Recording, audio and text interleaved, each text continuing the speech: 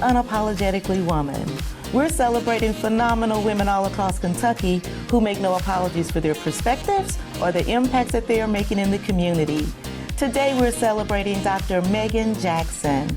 Megan is a wife, a mom, and she's a pediatric dentist and owner of Star Kids Dentistry. She's invested into dental health and her community.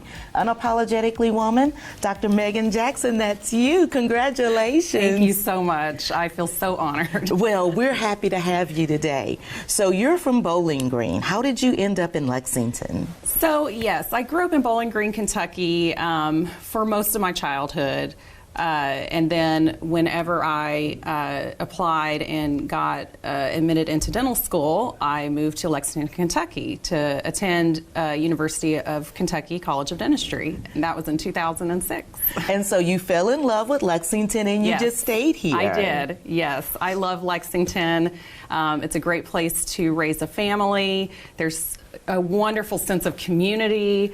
I love all the events that we have up here, and just, you know, the surrounding areas are just wonderful. So tell me about your family. You have a husband and kids. Yes, so I have a husband. He is a software engineer. His name is Chase. And then I have two little girls, Cora, who is going to be 13 soon, and then Iris, who is 10 years old. Oh, those are some beautiful names. Thank you I love so those much. names. Thank I you. love those names. So tell me, what made you decide that you wanted to go into pediatric dentistry? Well, so I said I was from Bowling Green, Kentucky, but let me backtrack a little bit. Earlier in my life, my father, who was a professor at Western Kentucky University, he taught architectural and manufacturing sciences, and he received a Fulbright scholarship to teach energy in Sri Lanka, which is an Asian country right near India. And we actually moved there it was 1991, so early 90s. We moved there, I was 10 years old, and we lived there for a year. While I was there, there were a lot of things that I saw. It was there was a lot of poverty there. You know, there were a lot of people who were without homes and without food, things like that, a lot of children. And it just really spoke to me. I really wanted to take care of people. That I guess ignited my desire to really help others, and especially the children I saw who were there and suffering. And I decided I wanted to go into healthcare. And as once we came back to the States, and as I grew and, finished school, went to high school, I decided to become a dentist. And then, of course, pediatric dentist was what I really had my sights set on. Because for children, they cannot help where they are. They have no choice in what is happening to them, and their health care. I really have a desire to help children and people who have special health care needs and who really have no control over what is happening to them in their lives. In the circumstances that they are in that moment. Yes. And so when it comes to dental care, I know we hear it a lot. Those are baby teeth. Those are going to fall out anyway. Why is that not the right train of thought to have? So, yes, the baby teeth are going to fall out, but these children are going to have those teeth for years. They begin getting their baby teeth when they're as young as 6 months in the front. And then, they don't lose them until they're probably 5.5, 6 years old. And those are just the front teeth. The ones in the back, they have until they start getting those when they're around 1 and 2, and then they have those until they're preteens almost, and sometimes in their teenage years. So that is plenty of time for those teeth to get cavities and become abscessed if those cavities are not cared for, and then cause pain for those children and all types of issues. Yeah, dental care is important because we talk about it as it relates to, in the field that I'm in, and as it relates to education and being able to learn. You need to be healthy and able, in order to be able to learn. I think that's a great point. A lot of these children, the children that we see in our clinic, they have a lot of dental decay, they have a lot of infected teeth.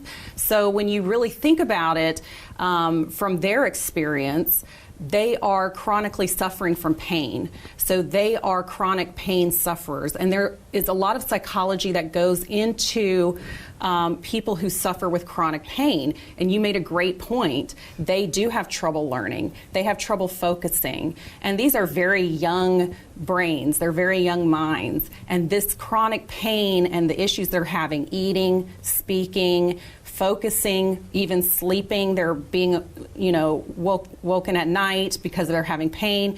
All of those are shaping their minds and causing their little personalities to grow in certain ways to cope with those things. And it's very important that we get that taken care of so they can have a better quality of life. And so when people come to you, you want to make sure that you educate them, but you also want to make sure that it's an inviting place and you're having fun, you know, while they're there. Yes, so we know dental health is important, but we also know it's scary. It can be scary for, adults as well.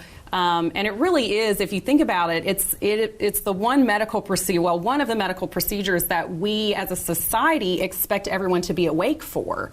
When we're getting in there and we're actually, doing things that a lot of people would prefer to be asleep for. And even little kids, that's hard on adults, but we expect little children to also sit there while I extract a tooth or I, take out a cavity. And that's a big ask for little kids.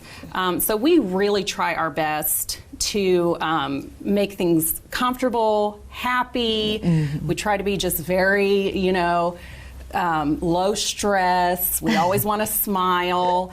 And we want every kid to feel special when they come into our office. My team and I really invest in trying to make sure that they are not scared, they're not anxious. And you never know what anyone's going through, but you never know what that child has just experienced. Right. They may be hungry, they may have experienced abuse. A lot of them are in pain, which of course creates that anxiety and that fight or flight response. Right. So, we work very hard, and I'm so proud of my team for this. And they all love children as much as I do, and I know that they're invested in my mission of helping these kids too. But we all really want these kids to feel like we have compassion for them, we have empathy for them, and we really do care about them. Well, and also you guys do a lot of work with children that have autism. Yes, we do. Yes. My marketing director, Bree, she is very involved in the autism community. We do work a lot with a nonprofit organization called A Different World. Shout out to A Different World. And yes, we have a lot of kiddos who are on the spectrum come into our office. We try again to take these appointments, just easygoing appointments, not a lot of stress. We're not going to try to force them to do anything. We do a lot of what we call desensitization for these kids, which is really important with kids who are on the spectrum. We let them come in and they can look around and they can, look at what I like to call the toothbrush, what other people call the drill, but we call it the toothbrush. They get to look at that. They get to lay in the chairs, because for a lot of those kids, even just sitting down and laying down in that chair can be a lot for them. That can be scary, overstimulating.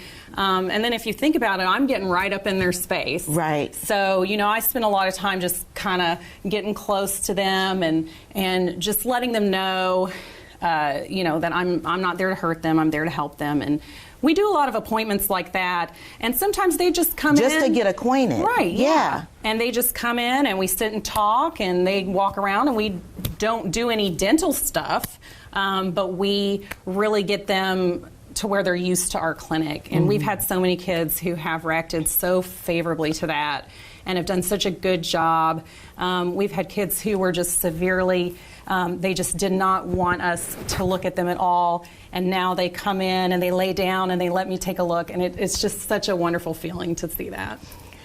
The work that you're doing is so incredible.